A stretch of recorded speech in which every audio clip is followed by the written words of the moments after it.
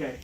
So first thing obviously you're going to do is knock, introduce yourself, identify the patient with their name and date of birth, and cross-reference that with their armband. So, and then to begin your assessment, the first thing you're going to do is inspect, and you're inspecting for skin color, ease of breathing. You're looking for chest rise and fall, symmetry. You're looking to see if they're using any of their accessory muscles, like the ones up here in the neck, or their intercostal muscles, because that would indicate a serious problem. So after you inspect, we're going to auscultate, and to begin auscultation, you're going to listen above the clavicle here on each side. You're comparing the two sides and listening for bronchial sounds, which is what you would hear up here. You're also listening for any adventitious sounds, which up here in the bronchial region would be bronchi or stridor. And then you're going to move down, and you're going to listen along the sternal border, and I'm starting in the third intercostal space. And this is where you would hear bronchiovesicular sounds and bronchiovesicular sounds. And then I'm going to drop down, skip one, and then I would continue to listen, which is going to again be bronchiovesicular because I'm listening along the sternal border. So, and then I'm going to again skip down one, and then that's when I'm going to be listening to the kind of lower portions and more lateral portions of the lungs, and this is where you're going to hear vesicular sounds. And down in this area is where you would really hear a lot of the crackling as far as adventitious sounds go, and you would hear wheezing all over. So, and then after that,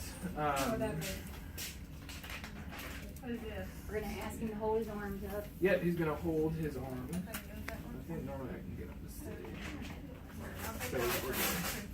So, and then we're going to listen to lung sounds laterally, and I'm just going to be starting on the right side, second intercostal space, and all of these are going to be vesicular sounds because we're listening laterally. So these are going to be vesicular, and then skip one, come down, making sure to listen to each lobe, and then again, listening for anything wrong. So, and then I would palpate along the front here, and I'm just feeling for any crackling in the skin as they breathe, which could indicate air escaping from the lungs and getting into the thoracic cavity, which could be caused by a tension pneumothorax. So, and then before I turn them around, I just want to really identify and look at a lot of those anatomical landmarks that are on the front. So, for example, the sternal notch here, you've got your sternal midline, your costal angle, you've got your anterior axillary line, your mid-axillary line, and then on the back here would be your posterior axillary line.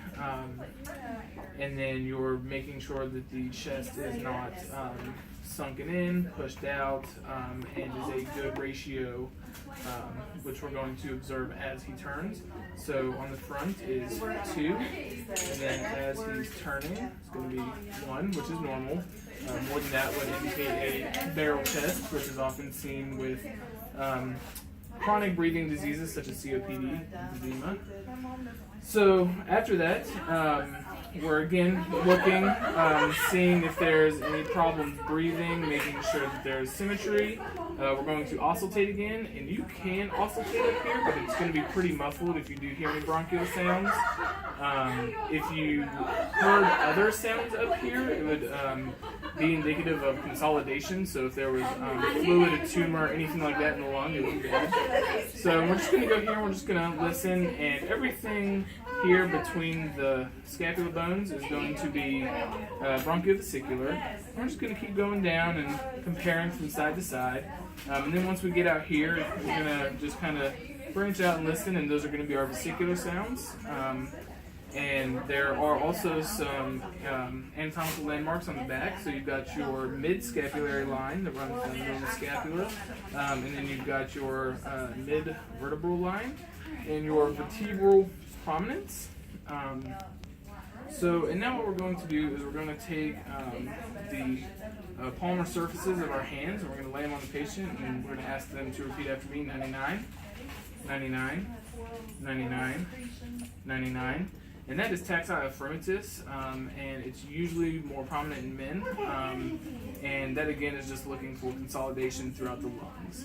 And so after we finish that, our hands are already down here, so we're just going to turn them around and we're just going to set them there. And we're going to have the patient do a full inspiration and expiration, full inhale, exhale. And that is to make sure that our thumbs rise and fall evenly. One is not doing more than the other, which could indicate a collapsed lung. And then I just think the last thing to remember is that with the full inhale, that the diaphragm is going to be right there at about T11 or T12. So that's